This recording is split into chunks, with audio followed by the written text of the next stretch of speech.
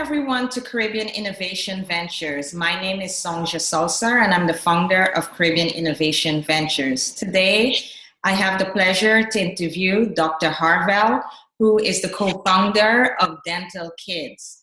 Dr. Harvell, welcome. Thank you for having me. Thank you so much for being here.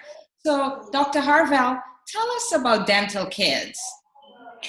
Dental Kidz is a pediatric oral health company that focuses on educating parents and helping parents understand that they're partners in their children's health. So we take a holistic approach to oral health care, and we really stress the importance of the overall health of the child. Awesome. And so why did you start Dental Kidz? Tell us about your background, where you're originally from, and why did you start on this journey? I grew up in Westchester, New York. I'm a first-generation American. I'm also a dual citizen of the United States and Jamaica. And I attended dental school in New Jersey at Rutgers Dental School. And during my rotations, when we would rotate through the different specialties, when I rotated through pediatrics, I was like, oh my goodness, I love this. And I mean, I have 5 children, so it's obvious that I do love children. But as I rotated through the specialties, pediatrics, I found a love for it. And I said, okay, when it's time to apply to residency programs, that's what I applied to. So during my residency program, my husband and I knew that we were going to open a large-scale practice in an urban area because, we felt that the children in an urban area do deserve to have state-of-the-art facilities, receive, highly specialized care. We just weren't sure where we were going to actually put the practice. And it was also, because my husband, he grew up with humble beginnings, and he grew up having, his medical and dental care in clinics where, the experience was very interchangeable. He didn't have like a long-term experience with his healthcare providers. That was also another impetus for having this state-of-the-art facility in an urban area. And our flagship location is located in downtown Newark, New Jersey. I see. And so what are some of the special things that you have incorporated into your office that make the parents as well as the kids feel welcome? Well, in addition to us having an 8,000 square foot state-of-the-art facility, we're more than just a pretty face. We are in constant contact with the child's primary care physician, letting them know, hey, we're here and we're a team, and this is what I found. We always, before the child even comes back to see the dentist, we talk about nutrition. What is the child snacking on? How much juice are they drinking a day? We take their height and their weight. We calculate their body mass index, not just for our information, but also stressing to the parent the importance of the overall health of the child and not looking as teeth as a separate component of the child's health. Everything is all integrated. So, in addition to us having, digital equipment, child-friendly, bright facilities, TVs in the room, and, child-appropriate music, I think that has really set us apart, just stressing the importance of the overall health of the child and, the parent sort of working with us and them understanding that, they only see me once every 6 months. They're with the parent every day. So, just really bringing the whole family in as, understanding that we're here as a team. So I really think that that's really set us apart competitively. And also, I just think we care a lot about customer service. So it's something that, we know that there are other choices that parents can make. And, we really take it very seriously that they choose us. Awesome. So what are some of the challenges you faced building your business? So, my husband and co-founder Chris, before he got his MBA from Columbia University, but before that, he worked for a global strategic planning firm, and then after business school, he did real estate investment banking. So it's a marriage of two types of talent. So I am sort of the clinical supervisor, and he would be the CFO. So one of the challenges when my husband was raising capital. When my husband was trying to raise capital, um, you know, just in people's minds, they have in their mind the way a dental office should be, how you should start. And because we had these big dreams and these, grand scale, grandiose ideas, it was a lot of baby stepping to explain to lenders like this is a viable business. We're not, we may have our own spin on it, but we're not reinventing the wheel here, and just really showing them different models of dental care as a viable business. So I would say just sort of slow walking potential lenders was a huge, Awesome. raising capital, which I think for a lot of entrepreneurs, we talk to entrepreneurs a lot, that always tends to be, the little hard, hard thing for them. So. And you have done well. You've been featured in Black Enterprise. And tell me. Yeah, so in 2012, we were voted Small Business of the Year in the Family Business category. We've been featured on CNN Money. I've been in national publications, Parents Magazine, featured as a pediatric oral health expert. We were recently featured on ABC and TV1 on Black Enterprise's show, just sort of talking about our growth and where we are now. So it's been really exciting, not just, for what it's been able to do for our family, but for what we've been able to do for our employees, for the children in Newark and the surrounding areas, and really raising the bar in terms of what parents expect from their healthcare providers.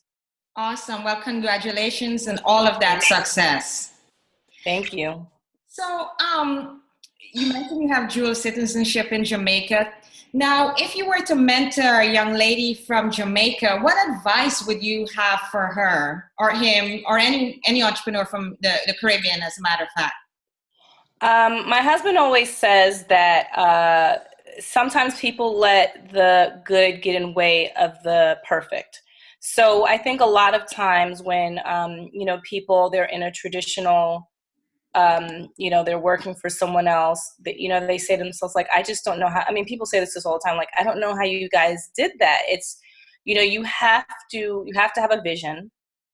You have to do a lot of research, not just within your own industry, but outside of your industry. We didn't only study business models of dental companies. We studied business models of highly successful organizations that have a lot of stress on customer service. So, Apple computers, which has nothing to do with healthcare, but they have a model that works, and they're an aspirational brand. So I always encourage entrepreneurs not just to study business models of their own particular type of business, but looking at outside models.